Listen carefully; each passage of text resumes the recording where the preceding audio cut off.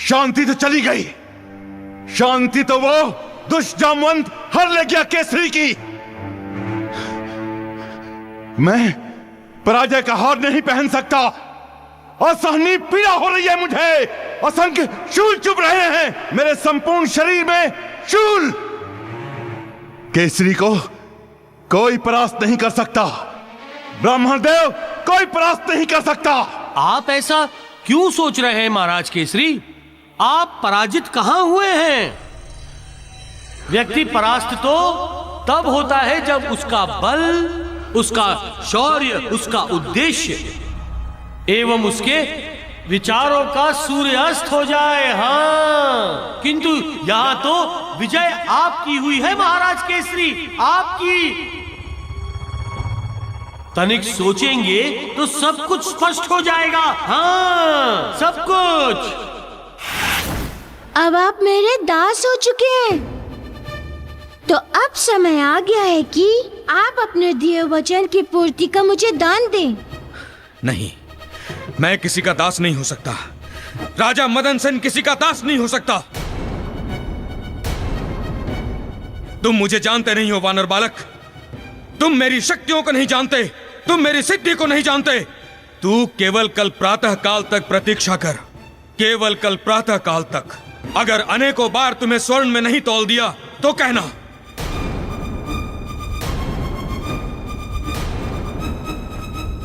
आप कह रहे तो मैं विश्वास कर लेता हूँ। कल प्रातः आप मुझे धन से तौल सकते हैं। तौल सकता नहीं हूं वानर बालक, तौल दूंगा। निश्चित मान मेरे इस कथन को। अरे मेरे पास धनदा यक्षिणी है, धनदा यक्षिणी, जो मेरी इच्छा से मेरे कहने पर धन की वृष्टि करती है, मूसलाधार वृष्टि।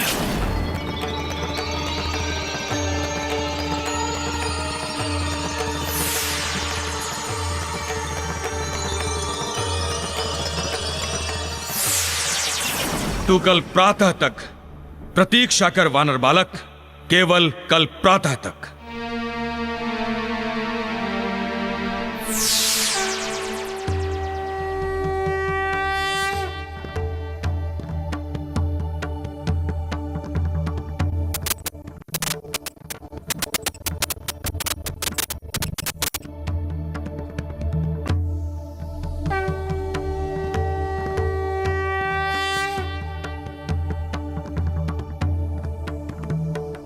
देवी, आप इस समय यहाँ?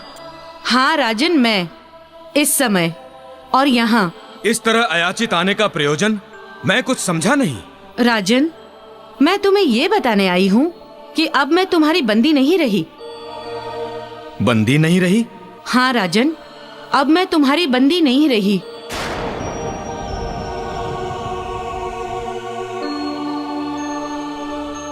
ये आप क्या कह रही हैं देवी?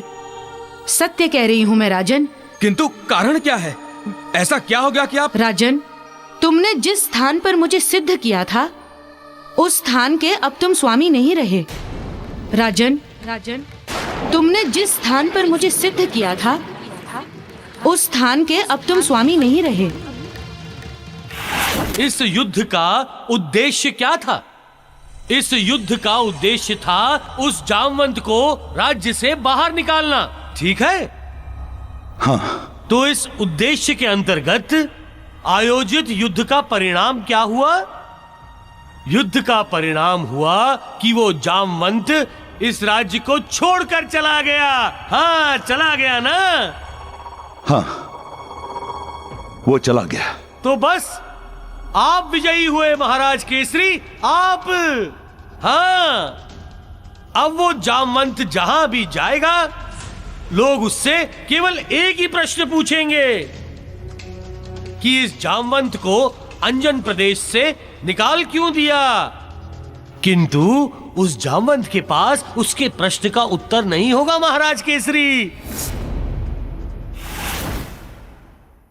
तुमने मुझे राजमहल में सिद्ध किया था और वो राजमहल अब तुम्हारे पास नहीं है।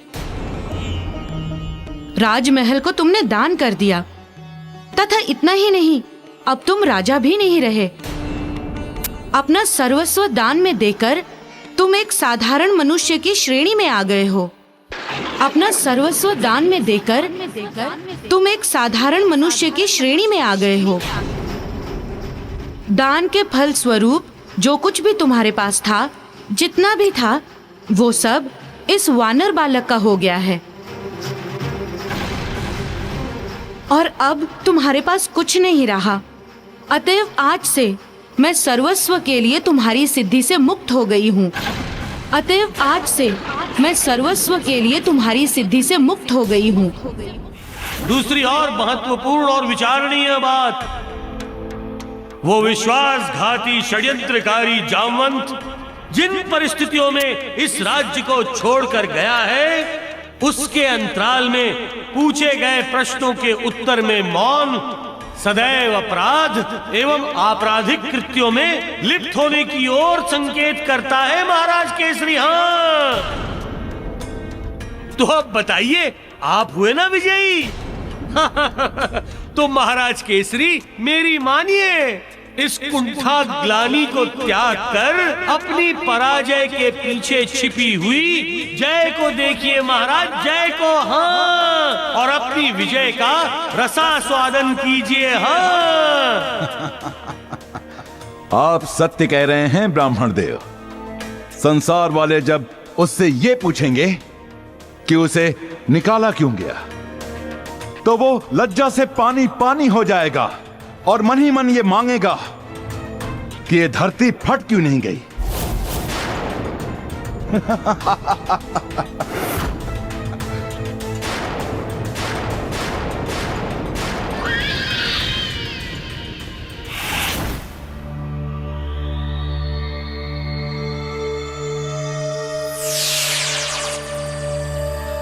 नहीं नहीं देवी, नहीं देवी, नहीं। देखिए, आप इस तरह से मुझे असहाय बनाकर नहीं जा सकती। आप मुझे इस तरह से असहाय बनाकर क्यों चली गई? देखिए देवी, मुझे इस तरह से दीनहीन बनाकर आप नहीं जा सकती। किंतु महाराज, आपकी सिद्ध देवी जो आपका अंतिम सहारा थी, वो तो आपको छोड़कर सदा के लिए चली गई। अब क्या करेंगे आप? अभी बताता हूं मैं क्या करूंगा। मेरे प्रजाजनों, मैंने इतने वर्षों तक तुम्हें लाखों स्वर्ण मुद्राएं दान में दी है। आज मुझे मेरा धन वापस लौटा दो। मुझे धन की आवश्यकता है। मुझे धन वापस लौटा दो। मुझे धन दे दो। अरे अविलंब मुझे धन लौटा दो मेरा। मुझे मेरा धन लौटा दो। अरे कोई तो मेरा धन लौटा दो। अरे कहां जा रहे हो? अरे रुको, अरे रुको, कहां जा रहे हो सबके सब? कुछ तो बोल के जाओ। अरे लौटोगे भी धन लेकर या नहीं?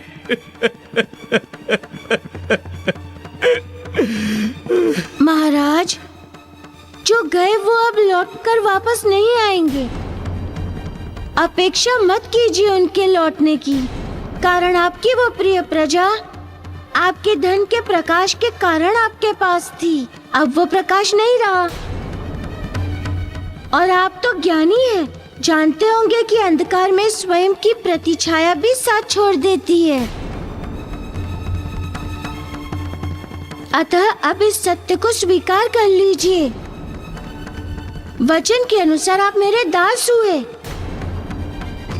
तथा अब आप वही करेंगे जो मैं कहूँगा। सेवक धर्म का पालन।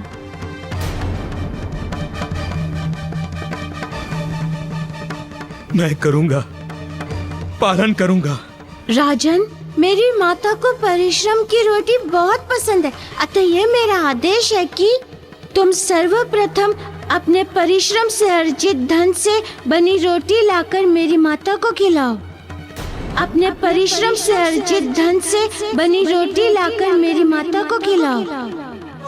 जय बजरंगी, अंजनी के लाला, सारे कपिकुल के उजियारे। जय हो श्री महाराज केसरी की आंखों के तारे। जय हो, जय बजरंगी, जय हो, जय हो, जय बजरंग बली की जय हो, जय हो, जय हो, जय बजरंग बली की।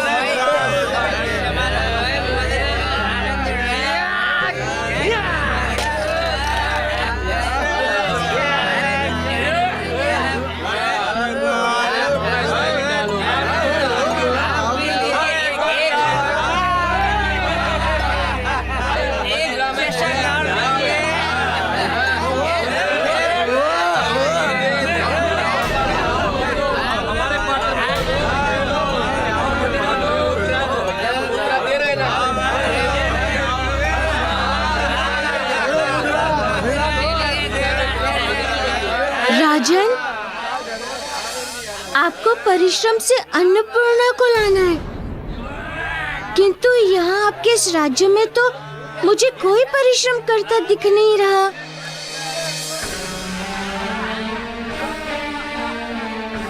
तो ऐसे स्थान पर क्या करेंगे, कैसे करेंगे?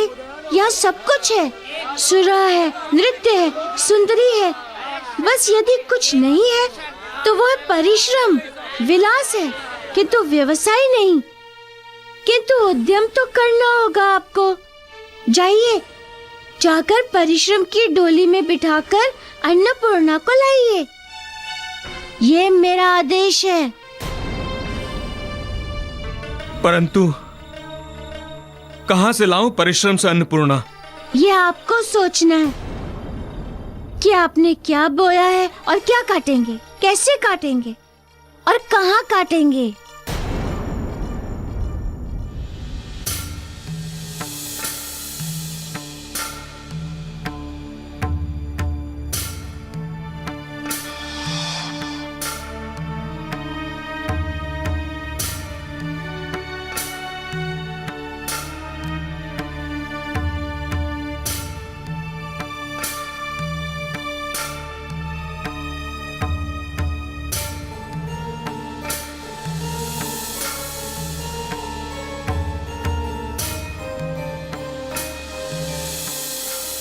यहां दूर दूर तक बंजर धरती है और धरती पर टूटे हुए हल पड़े हैं।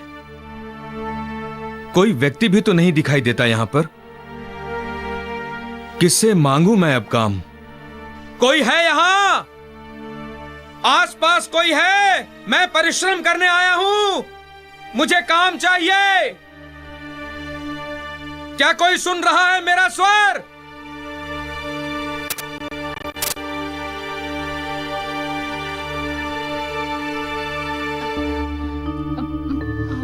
थकान लग गई। हाँ, मुझे भी। चलो कहीं देर ना हो जाए। हाँ, बच्चों को पानी भी तो पिलाना है। हाँ, हे भगवान। बहन, मुझे काम चाहिए। क्या आप लोग मुझे कोई काम दे सकती हैं? इस राज्य में न तो काम करने की रीत है, न ही परिश्रम करने की प्रथा। मैं समझा नहीं। यहाँ लोगों को बिना परिश्रम किए ही स्वर्ण मिलता है। तुम्हें यहाँ अकमर्णियों के राज में कोई काम नहीं मिलेगा। चलो बहन। बहन, अब क्या हुआ?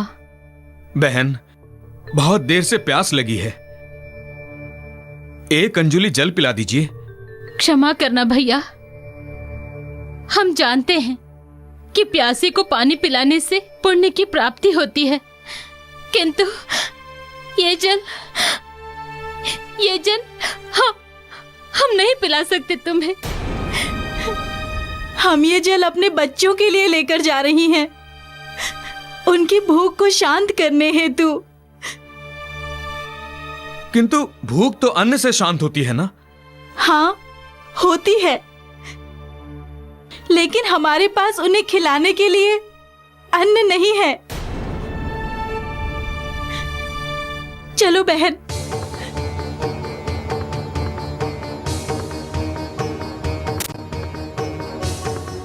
मेरे राज्य की इतनी दयनीय स्थिति कि लोग जल पीकर जीवन व्यतीत कर रहे हैं।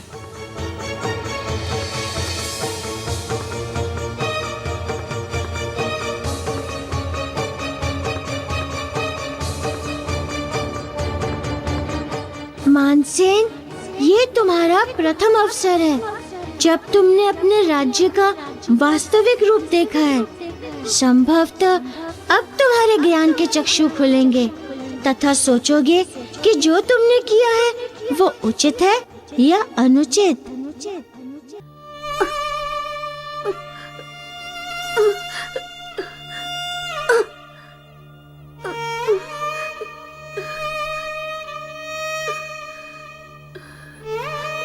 माता, ये क्या?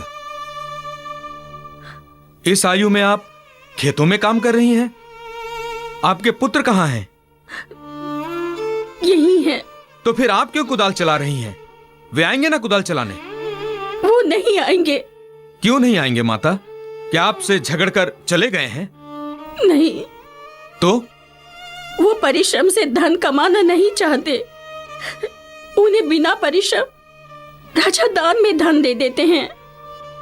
राजा से दान में धन?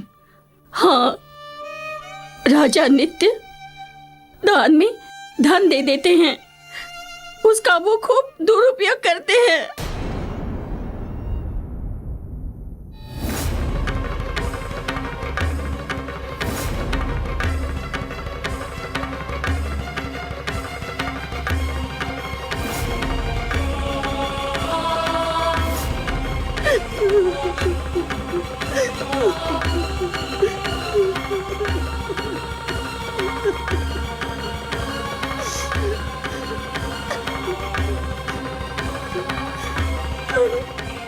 ये तुम्हारे कारण है राजा। बिना सोचे समझे तुम्हारे द्वारा दिए गए दान का दुष्परिणाम है।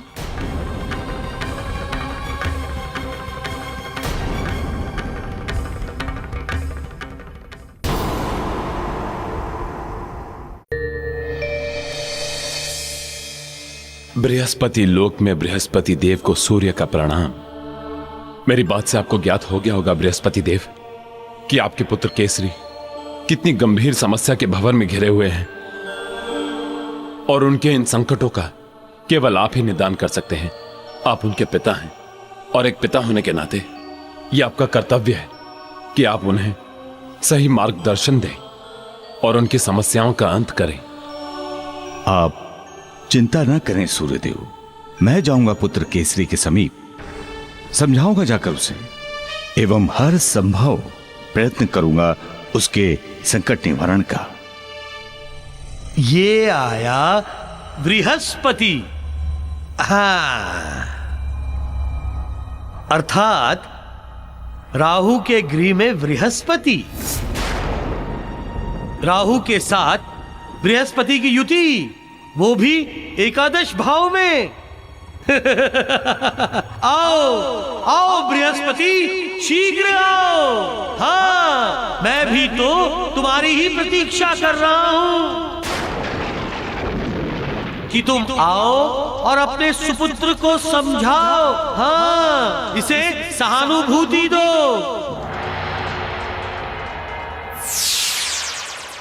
नारायण नारायण। पधारिए देवर्षि, कहिए कैसे आगमन हुआ देवर्षि का हमारे लोक में? प्रतीत होता है कि आप एवं सूर्यदेव किसी गंभीर समस्या पर विमर्श कर रहे थे। संभवतः मुझे नहीं, ऐसी कोई बात नहीं देवर्षि। सूर्यदेव पुत्र केसरी की समस्या के विषय में चर्चा कर रहे थे। तो आपने क्या निर्णय लिया? पुत्र केसरी की समस्या के निवारण के लिए जाना मेरा कर्तव्य है देवर्षि।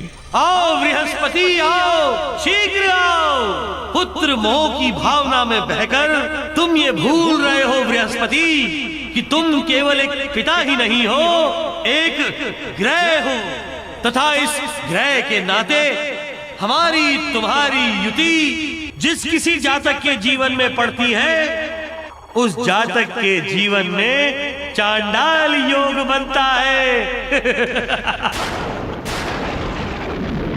चांडाल योग का अर्थ है कि व्यक्ति का जीवन चांडाल से भी निम्न स्तर का हो जाता है। मैं तो यही कहूंगा कि पुत्र मोह में आकर भावनाओं में मत बहिएगा बृहस्पति देव।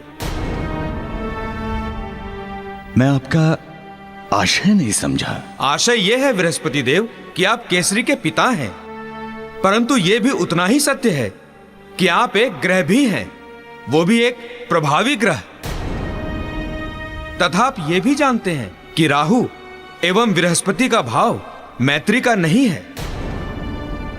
यदि किसी जातक की जन्म कुंडली के एक ही भाव में बृहस्पति एवं राहु दोनों साथ साथ आ जाते हैं, तो उसके जीवन में जो घटता है वो किसी ज्योतिषाचार्य के हेतु अविश्वसनीय एवं अकल्पनीय होता है। कहने का तात्पर्य यह है बृहस्पति देव कि संयोग बुरे बनते हैं। मैं आपका संकेत समझ रहा हूं देवर्षि, किंतु मुझे पूर्ण विश्वास है कि यदि मैं पुत्र केसरी को समझाने में सफल रहा तो राहु केसरी का कुछ भी अनर्थ नहीं कर सकेगा। अब जो भी हो, पुत्र केसरी के पास मुझे जाना तो पड़ेगा ही देवर्षि।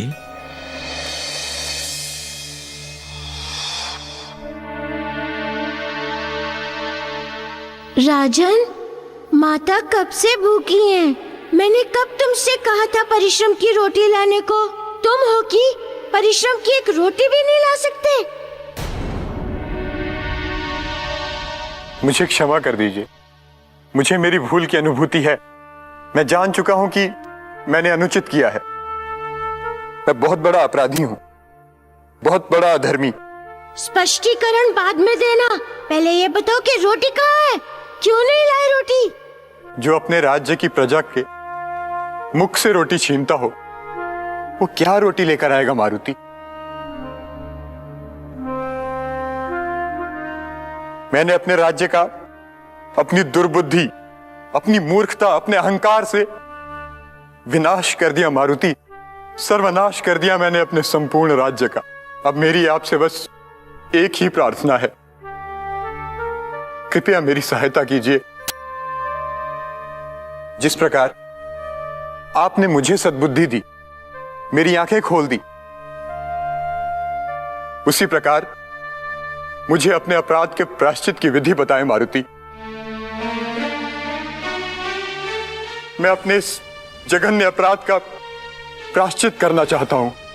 यदि तुम सच्चे हृदय से स्वयं को अपराधी मानते हो तो तुम अपराधी अपनी प्रजा के नहीं, अपितु सबसे बड़े अपराधी तुम धरती माँ के हो, क्योंकि तुम्हारे दान के ही कारण तुम्हारी प्रजा ने परिश्रम करना बंद कर दिया, खेतों में हल चलाना त्याग दिया। सदैव हरी भरी रहने वाली धरती माँ की गोद सूनी हो गई, और इन सब के कारण तुम हो मदन सेन। अपने कर्मों का प्रायश्चित करना चाहते हो तो जाओ, जाकर धरती माँ की छाती पर हल की नोक से सौभाग्य के गीत लिखो, धरती माँ के गर्भ में बीज बो तथा उसकी कोख को फिर से हरा भरा करो। उनके सिर को हरी धानी चुनरी से ढकने का जतन करो, वही होगा तुम्हारा प्रायश्चित, तथा तभी होगा तुम्हारा कल्याण। मैं करूंगा, मैं अवश्य करूंगा। धरती माता को सौभाग्यवती बनाने के लिए वो हर प्रयत्न करूंगा जिससे धरती माता को प्रसन्नता मिलेगी। भविष्य में मुझसे कोई भूल नहीं होगी, दोबारा मैं कोई भूल नहीं करूंगा, कोई भूल नहीं।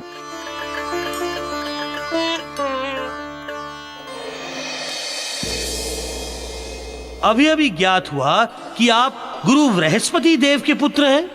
आपको सत्य ज्ञात हुआ है ब्राह्मण देव। मैं गुरु बृहस्पति देव का पुत्र हूं। बहुत समय से उनके दर्शन नहीं हुए हैं। आपके जीवन में ऐसा योग बन रहा है महाराज, संभव है वो आपसे मिलने आ जाए। हाँ, किंतु आपको एक बात का अवश्य ध्यान रखना होगा। क्या? बताएं ब्राह्मण देव। यही महाराज केसरी कि बृहस्पति का आपके जीवन में अत्यधिक महत्व है तथा वो आपके पिता भी हैं। इसीलिए पिता पुत्र के संबंध के नाते आपको उनकी प्रत्येक आज्ञा का पालन करना अनिवार्य है। ऐसा करना आपके लिए कल्याणकारी होगा महाराज केसरी। जैसी आपकी आज्ञा ब्राह्मण देव। आपके दिशा निर्देश सदैव मेरे लिए हितकारी ही रहे हैं और मुझे पूर्ण विश्वास है कि आप जो भी कहेंगे, जो भी करेंगे, मेरे हित का ही करेंगे। केसरी, जब तुम बृहस्पति की बात मानोगे तभी तो मेरा प्रभावी योग बनेगा, चांडाल योग, तथा इसी योग में तो मेरा भोग है। हाँ,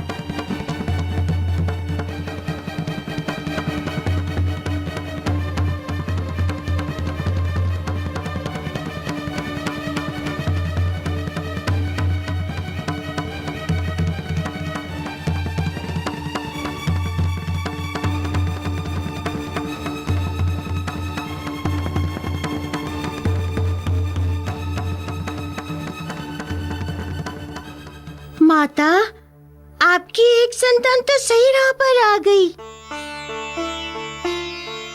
पुत्र, मेरे इस पुत्र को सही राह पर लाने वाले, उसे सद्बुद्धि देने वाले तुम हो। तुम नहीं होते तो ये कदापि नहीं होता। ये एक राजा है। राजा को उसके सिंहासन से उतारकर इन खेतों में हल चलवाना इतना सहज नहीं था। इसका श्रेय केवल तुम्हें है मारुति। किंतु अभी तुम्हें और भी बहुत कुछ करना है पुत्र। क्या माते, आदेश करें। आदेश नहीं, अनुरोध।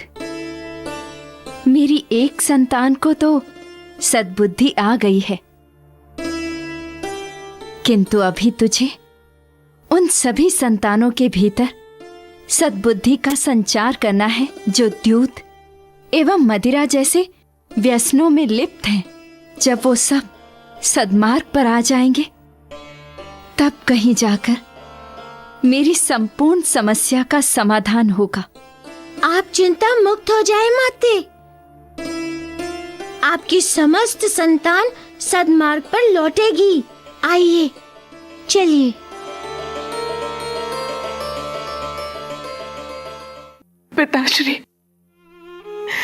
अब आप ही इस परिवार को बिखरने से बचा सकते हैं।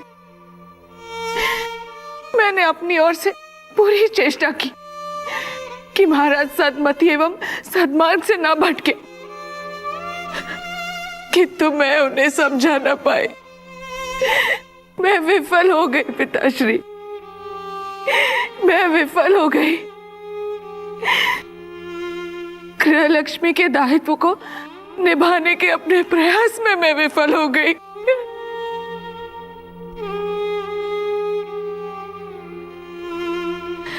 अब केवल आप ही का आसरा है पिताश्री, केवल आप ही का आसरा।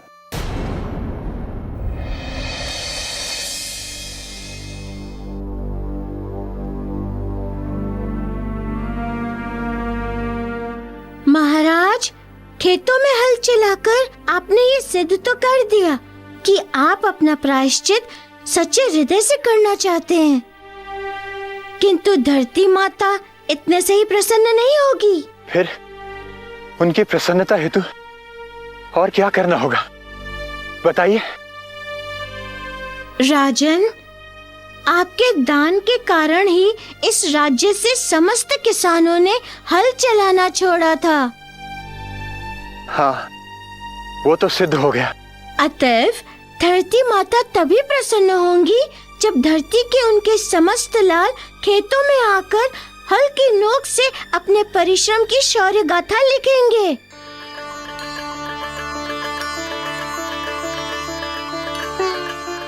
मैं समझ गया मारुति कि मुझे क्या करना है।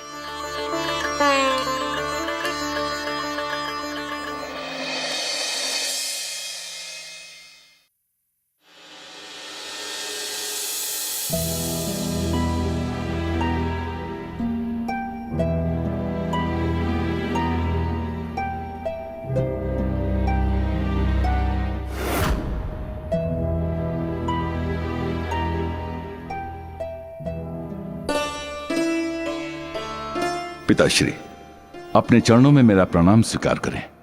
कल्याण हो पुत्र। पुत्र, ये मैं क्या सुन रहा हूं?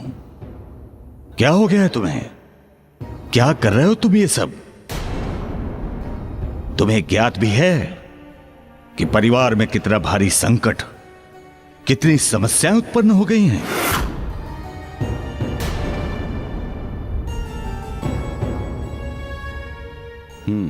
पिताश्री, मैं समझ गया। अवश्य आपकी बहू अंजना ने आपके कान भरे होंगे। मैंने पिताश्री के कान नहीं भरे। मैं बात कर रहा हूं ना। पिताश्री, आपने बिना मेरा पक्ष जाने आप अंजना का पक्ष ले रहे हैं। आप मेरा पक्ष जानेंगे तो आपको समझ में आ जाएगा कि मैंने कुछ भी अनुचित नहीं किया है। क्या है तुम्हारा पक्ष? मेरे जीवन पर संकट। किसने कहा?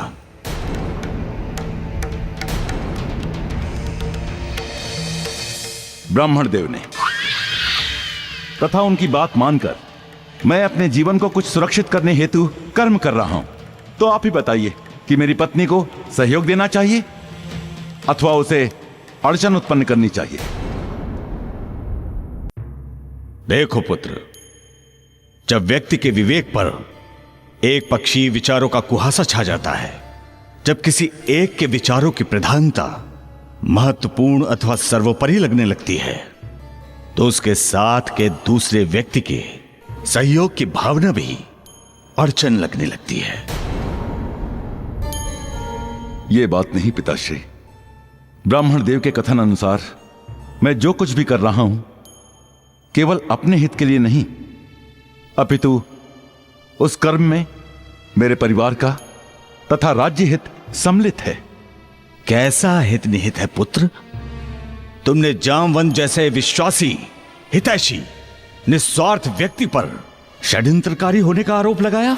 आप जिसका पक्ष ले रही हैं उस पर संदेह करने का हमारे पास ठोस प्रमाण है, ठोस प्रमाण। ऐसा घिनौना आरोप तुमने किसके हित में लगाया? राज्य के हित में। तथा उस पर लगे आरोप निराधार नहीं थे। हमारे पास उसके ठोस प्रमाण थे। वो मेरे पास ही मेरे और मेरे राज्य के विरुद्ध षड्यंत्र की रचना कर रहा था। यह तो समय रहते ज्ञात हो गया, अन्यथा क्या होता यह सब विधाता ही जानता। अब आप ही बताइए पिताश्री कि इन विकट परिस्थितियों में मैं क्या करता। कोई मेरी विवशता समझने को तैयार ही नहीं कि मैं कैसे समय की विपरीत धारा से जीवन को सुरक्षित करने का प्रयास कर रहा हूं। उल्टे सहयोग देने के सभी मुझे आरोपी सिद्ध करने में लगे हैं।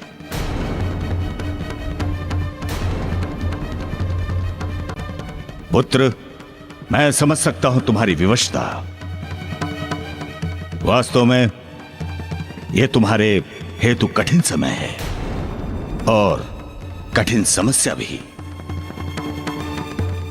पुत्री अंजना, ये जो कुछ भी हो रहा है उसमें न केसरी का और न ही तुम्हारा कोई दोष है। दोष है तो समय का, खेल है काल का। काल ही व्यक्ति की चाल को सही सिद्ध करता है तथा काल ही चाल को अनुपयुक्त। ऐसे समय में पुत्री, तुम्हें अपने पति के साथ रहना चाहिए। ऐसे विकट समय में भावनात्मक एवं मानसिक संबल आवश्यक होता है पुत्री।